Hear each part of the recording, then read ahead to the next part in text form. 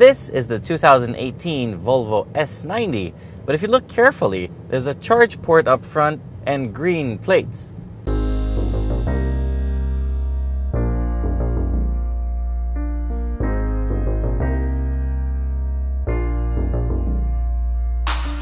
That's right, this is the T8 plug-in hybrid, which comes with an electric-powered rear axle and 34 kilometers of real emission-free driving. This incredibly long and slick body is the shell for some really cool things happening underneath the skin. First of all, the cabin is very well made and very luxurious.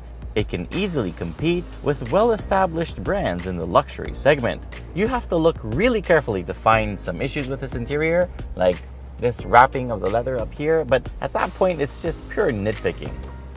The interior is extremely spacious and offers all the comforts you'd expect for the class, and it also comes with massaging and ventilated front seats. The rear passenger side seat also gets controls for the sunroof and shades, as well as the ability to move the front seat in case you need to stretch your legs completely. Technology is also really strong on board.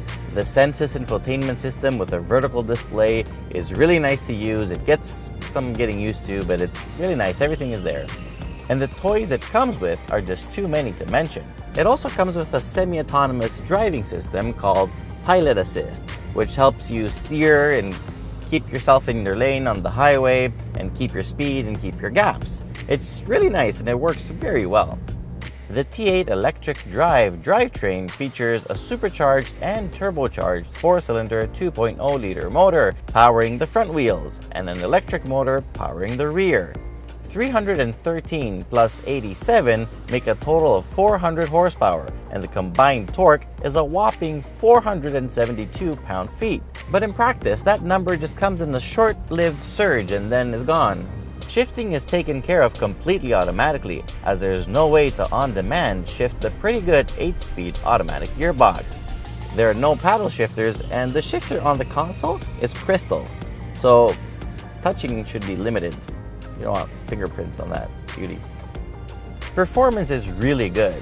This thing can hit 100 kilometers an hour in a claimed 4.9 seconds, and at the same time it consumes only about 8.1 liters per 100 kilometers on average.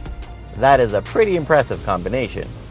The driving modes include all-wheel drive, pure electric, hybrid, power, and individual, and they can affect the way power is delivered and the way the four-corner adjustable dampers work.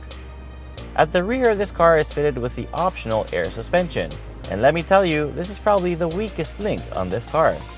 In power mode, it controls the body well, and handling is good for a car of this size, but once you hit a bump, the car bounces around and gets unsettled, and that problem happens even in the softer driving modes.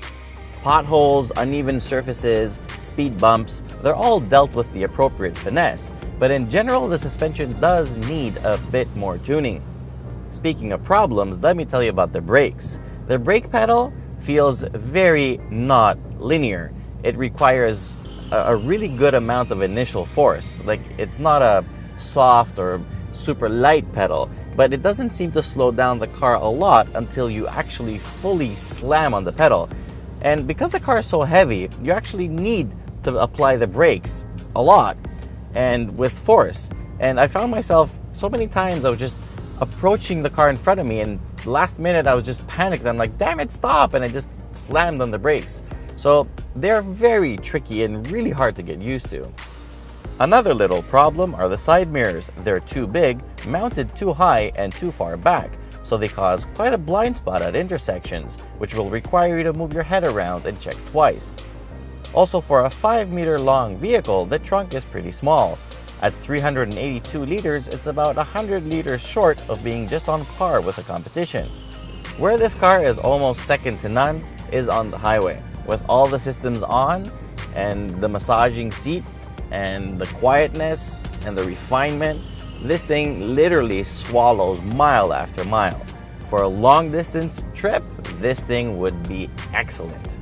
Overall, this S90 is a very nice and very safe large premium sedan, but starting at $74,950 and $92,000 as tested, it faces competition that have been doing this for far longer and have pretty good stuff out there.